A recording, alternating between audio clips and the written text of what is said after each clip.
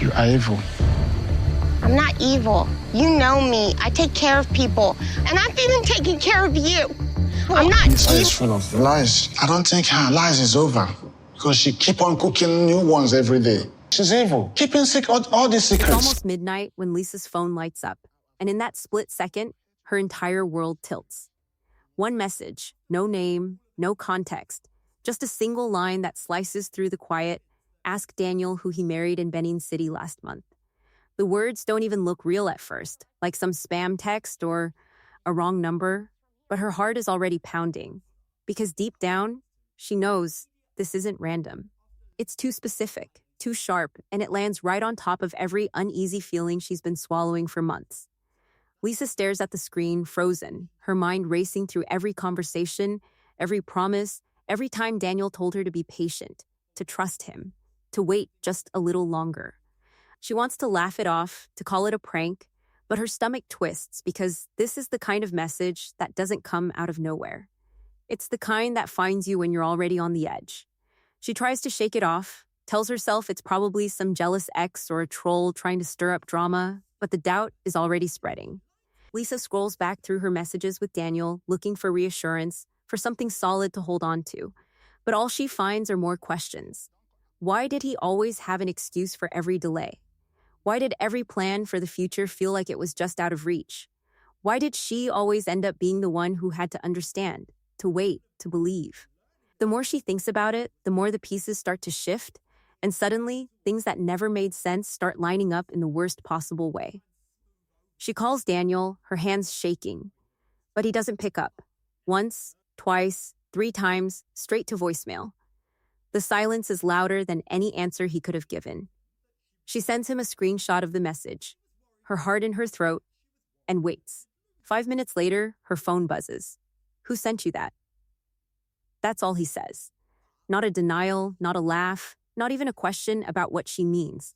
Just a demand to know who broke the news. Lisa's breath catches because that's not how an innocent person reacts. That's how someone who's been caught off guard tries to regain control. She feels the ground shift under her feet, the old trust cracking open, and for the first time, she wonders if she's been living in a story someone else wrote for her. Lisa's mind spins back through every red flag she tried to ignore. The canceled trips, the vague family emergencies, the endless requests for patience.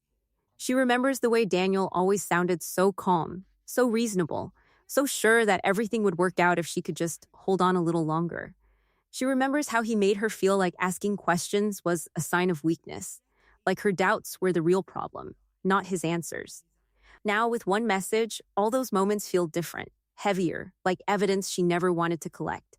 She tries to tell herself it's not true, that there's some explanation, but the silence on the other end of the phone is its own answer. She paces her apartment, replaying every conversation, every promise, every time she sent money or support or hope across the ocean. She wonders how much of her life has been spent waiting for a future that was never coming. The fear is real, but so is the anger, and it's building with every unanswered call.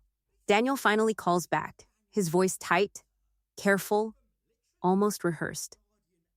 He doesn't ask if she's okay. He doesn't try to comfort her. He wants to know who sent the message, how she found out, what else she knows.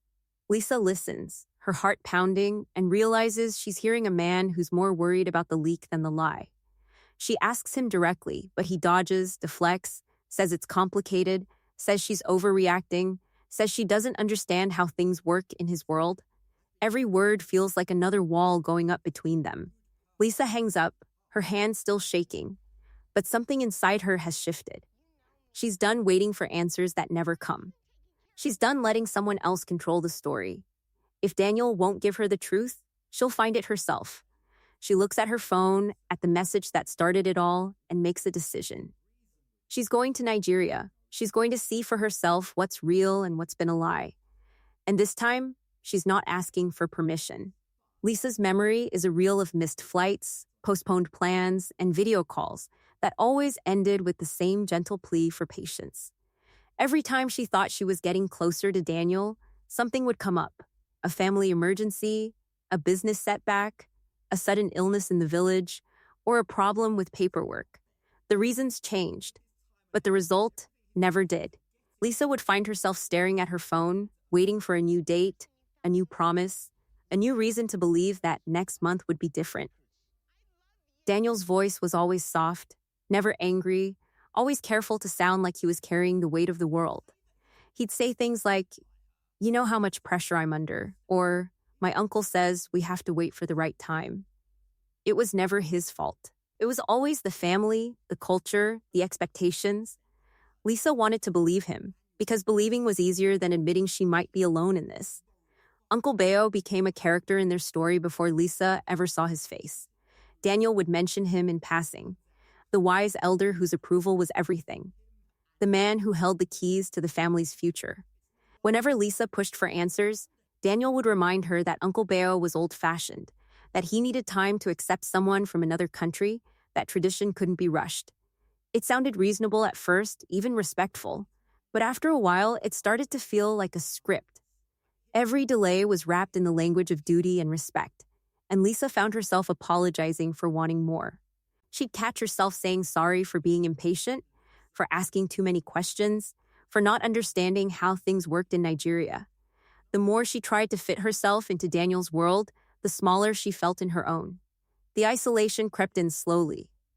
Lisa stopped talking to her friends about Daniel, because every time she did, she could see the doubt in their eyes. She didn't want to hear the questions she was already asking herself. Why hasn't he visited? Why do you keep sending money? Why does every conversation end with you feeling guilty for wanting answers? Lisa started keeping secrets, not just from her friends, but from herself. She'd scroll through old messages, looking for proof that Daniel loved her, that this was real, that she wasn't being played. But the more she looked, the more she saw a pattern she couldn't ignore. Money became another thread in the web. It started small. Daniel's phone broke, and he needed help staying connected. Then his business hit a rough patch, and he needed a loan to keep things afloat. Then Uncle Beo got sick, and the family was struggling with medical bills. Every request came with a story, and every story came with a promise that things would get better soon. Lisa wanted to help. She wanted to be the person Daniel could count on. She told herself that love meant showing up, even when it was hard. But every time she sent money, the finish line moved a little further away. The wedding was always just around the corner, the visa was almost ready, the family was almost convinced. Lisa kept giving, hoping that one more sacrifice would finally make the future real. But the future never arrived. Instead, Lisa found herself trapped in a cycle of hope and disappointment, always waiting for the next call, the next excuse, the next reason to keep believing. She started to wonder if patience was a virtue or a trap. She started to wonder if love was supposed to feel like waiting for someone else's life to start. The doubts grew louder, but so did the fear of what she might find if she stopped believing. Every time she thought about walking away, Daniel would say something that pulled her back in. He'd talk about how hard it was to balance family and love, how much he needed her support, how grateful he was for her understanding. Lisa would feel guilty for doubting him, and the cycle would start again. One night, after another call that ended with more promises and no answers, Lisa sat in the dark and stared at her phone. She thought about all the times she told herself to be patient, all the times she'd sent money she couldn't afford to lose, all the times she'd defended Daniel to people who only wanted her to be happy. She realized she was tired of waiting for someone else's approval, tired of being managed, tired of feeling like her love was a test she kept failing. The message about Daniel's secret marriage was still sitting in her inbox, burning a hole in her heart. Lisa opened her laptop, pulled up the airline website, and started searching for flights to Nigeria. This time, she wasn't asking for permission. She was going to find out the truth, no matter what it cost her. The plane touches down in Nigeria, and Lisa's heart is pounding so hard she can barely hear the flight attendant's words. Every second of the journey, she's been caught between hope and dread, replaying Daniel's voice in her head, trying to imagine what she'll find on the other side of the world. She's exhausted, but adrenaline keeps her moving. The airport is a blur of faces and noise, and as she steps outside, the heat hits her like a wall.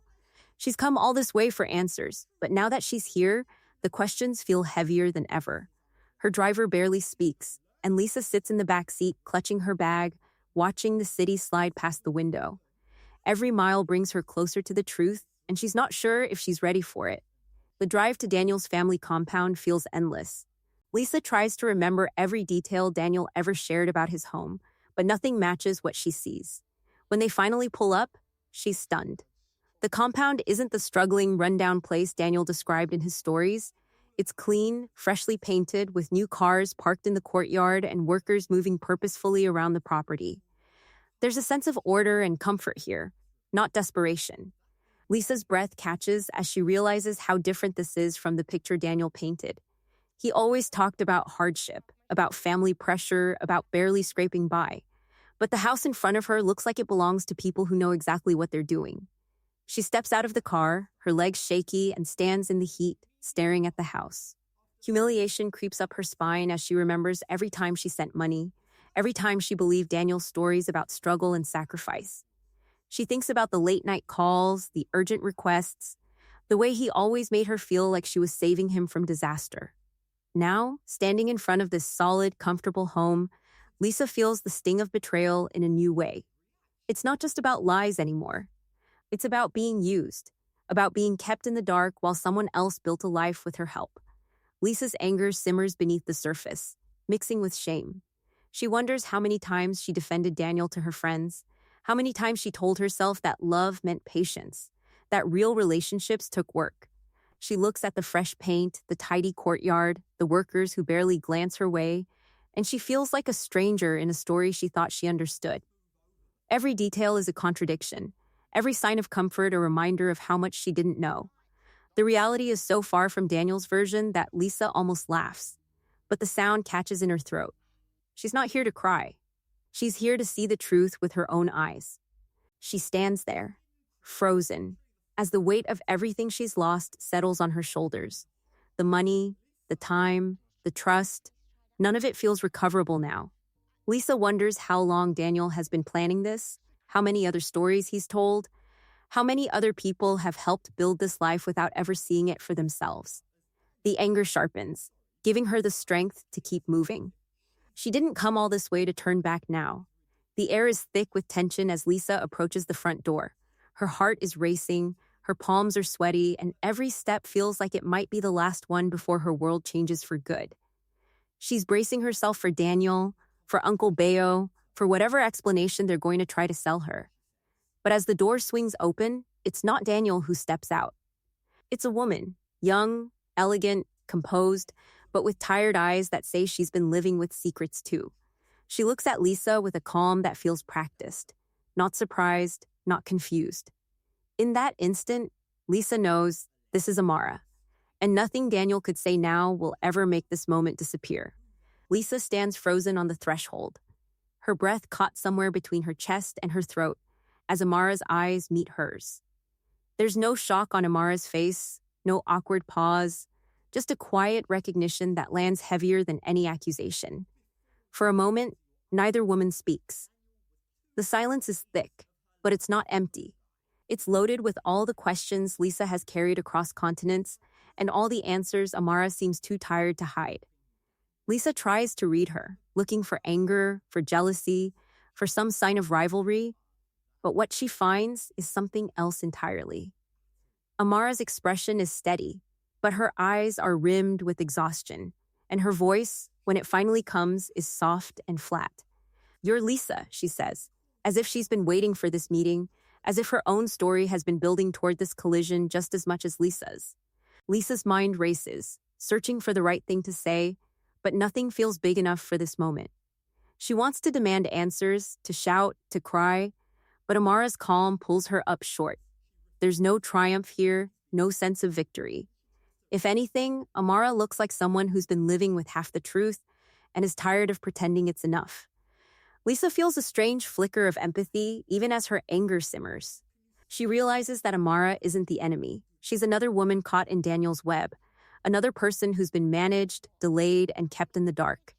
Before Lisa can find her voice, another figure appears in the doorway. Uncle Beo steps out, his presence instantly shifting the energy in the air.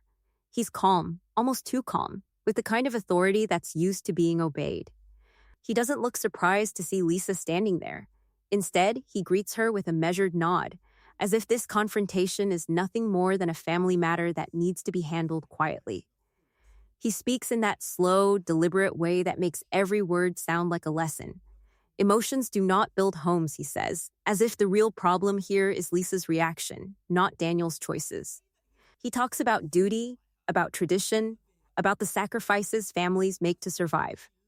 Every sentence is designed to shrink the betrayal down to something practical, something necessary, something Lisa should understand if she were wise enough. Lisa feels the old guilt rising, the urge to apologize for making a scene, for being too emotional, for not understanding the culture. But then she looks at Amara, who stands silent beside her, and something shifts. She's tired of being managed, tired of being told that her pain is a misunderstanding. She's about to push back when she hears footsteps behind her. Daniel bursts into the courtyard, out of breath, sweat beading on his forehead, his calm completely gone. He looks from Lisa to Amara to Uncle Beo, his eyes wide with panic. He tries to take control, tries to steer the conversation, but his voice cracks under the pressure. He says they should talk privately, that this isn't the right place, that things are more complicated than they look. But every word sounds like another excuse, another attempt to keep the truth from coming out. Lisa stands her ground, her anger finally burning through the fog of confusion. She asks Daniel, point blank, "Who did you marry?" Daniel stammers, glancing at Uncle Beo for support, but the old authority doesn't work anymore. Amara turns to Daniel, her voice steady but sharp, and asks the question that hangs in the air like a blade. "What did you tell me about Lisa?" The courtyard goes silent, and for the first time, Daniel has nowhere left to hide. Daniel's eyes dart between Lisa and Amara, searching for a way out, but the walls are closing in fast. Amara's question hangs in the air, and Lisa can see the panic flicker across his face. He tries to speak, but the words stumble out, tangled and weak. He says things were complicated, that he never meant for anyone to get hurt, that he was under pressure from all sides. But the more he talks, the more the truth slips through the cracks. Amara listens, her arms folded tight across her chest, her jaw clenched. Lisa watches as the timeline unravels, every promise Daniel made to her overlapping with the ones he made to Amara. The stories don't match, the dates don't line up. The excuses sound thinner with every sentence. Lisa steps forward, her voice steady now, and lays out the facts. She tells Amara about the late-night calls, the endless delays, the promises of a future that never arrived. She pulls out her phone and scrolls through messages showing receipts for money sent, screenshots of conversations where Daniel begged for patience, for help, for understanding. Amara's face tightens as she sees the evidence, the proof that she wasn't the only one being strung along. The realization hits hard. They've both been living in separate versions of the same lie, each kept in place by Daniel's careful management and Uncle Beo's moral cover. Uncle Beo tries to step in, his voice still calm but losing its edge. He talks about family, about duty, about the sacrifices men have to make to protect their own. But the words sound hollow now, stripped of their power. Lisa looks him in the eye and asks how many times he's used those same lines to keep women quiet, to excuse the damage done in the name of tradition. Amara turns to him too, her voice sharper than before, demanding to know how long he's known, how much he's helped Daniel keep the truth hidden. The old authority wavers, and for the first time, Uncle Beo looks uncertain, his confidence slipping as the women refuse to be silenced. Daniel tries to regain control, but every move he makes only exposes him further. He says he was trying to protect everyone, that he didn't want to lose either woman, that he thought he could fix things if he just had more time. But Lisa and Amara aren't listening to excuses anymore. They're comparing notes, filling in the gaps, building a picture of a man who never planned to come clean. Lisa shows Amara the bank transfers, the voice notes, the promises that always came with a price. Amara pulls up her own messages, her own receipts, and together they see the pattern. Daniel was never caught between two women.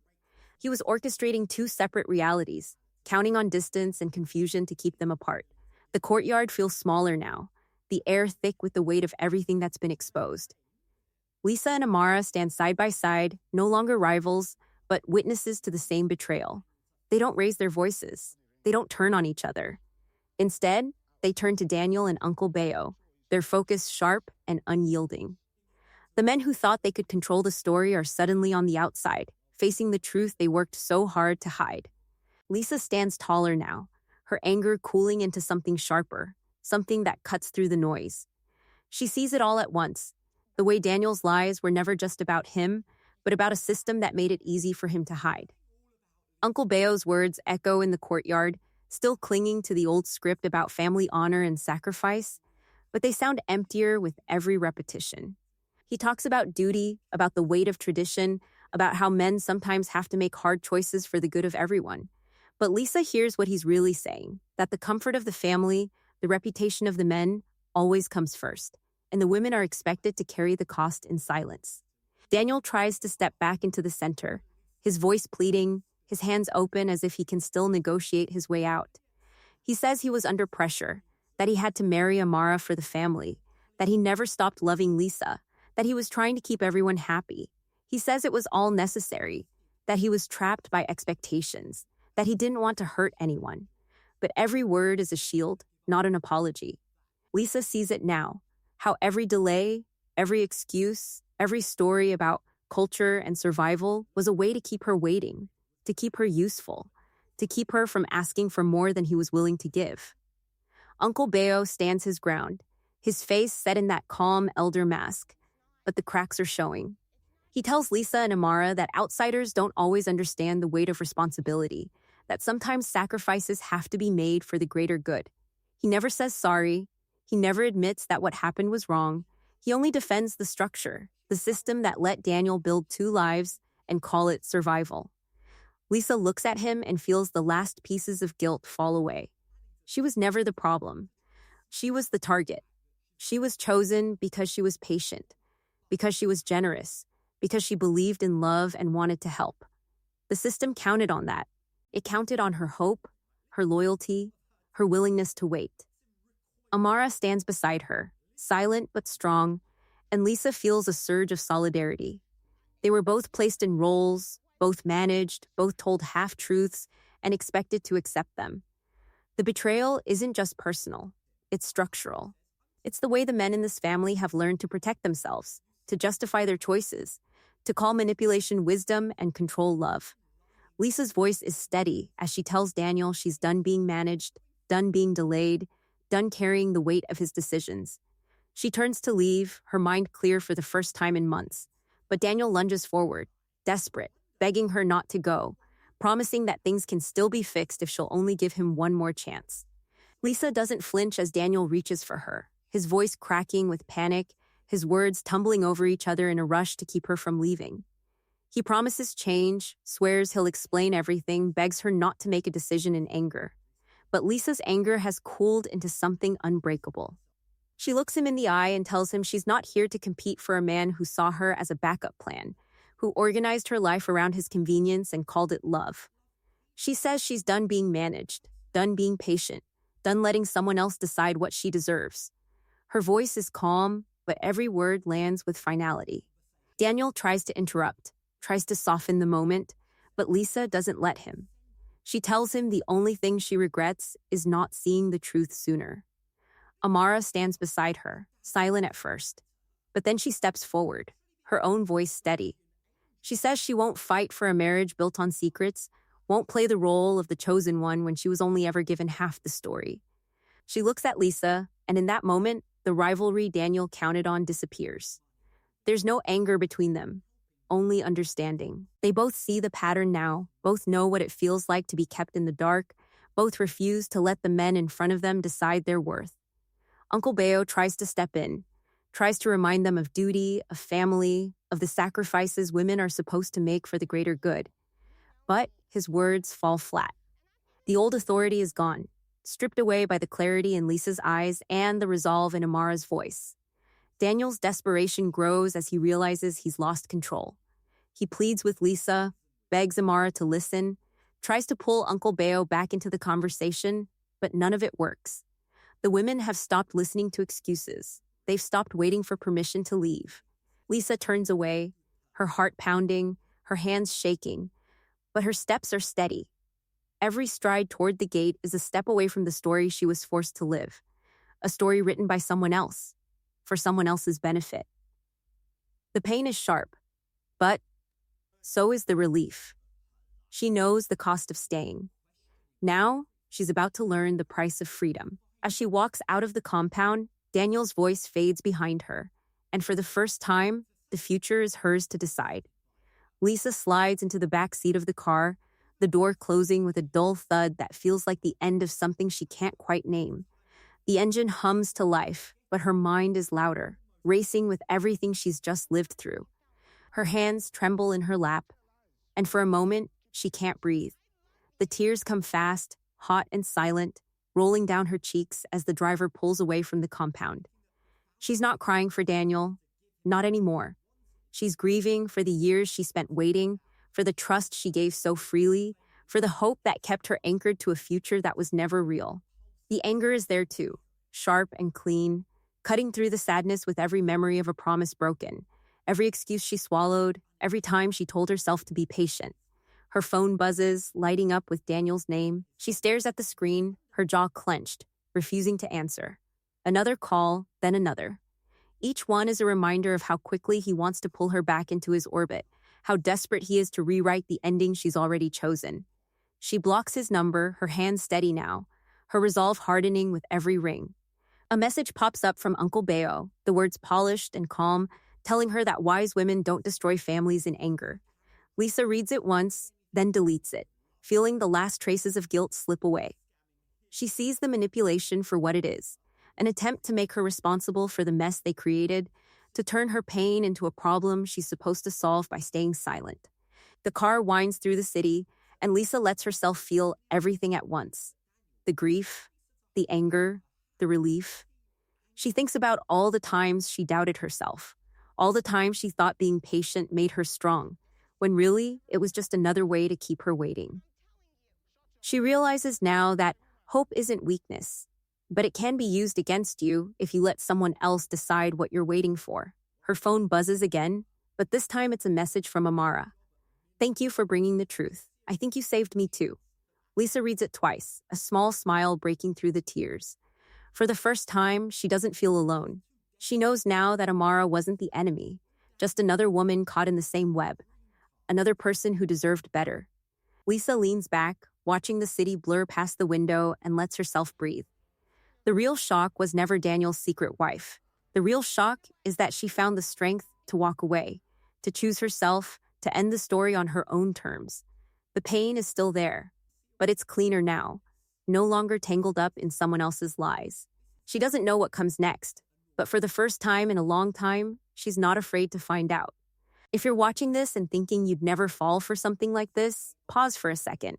Emotional management doesn't always look like shouting or threats. Sometimes it's the softest voice in the room, the one that asks for patience, the one that wraps every delay in a story about family, culture, or duty. It's the person who makes you feel like your questions are the problem, not their answers. That's how it starts, one small excuse at a time, each one believable on its own, until you're so used to waiting that you forget what you were waiting for in the first place. Lisa's story is a masterclass in how patience can be weaponized, how hope can be turned against you, and how love can be used as a leash if you're not careful about who's holding it. It's easy to judge from the outside, to say you'd never send money, never wait years for someone to show up, never let yourself be managed. But manipulation works in layers. It's not one big lie, it's 1,000 little ones, each one building on the last. Smart people get trapped because they want to believe, because they see the best in others, because they think loyalty means sticking it out through the hard times. Daniel didn't need to be a villain in every moment.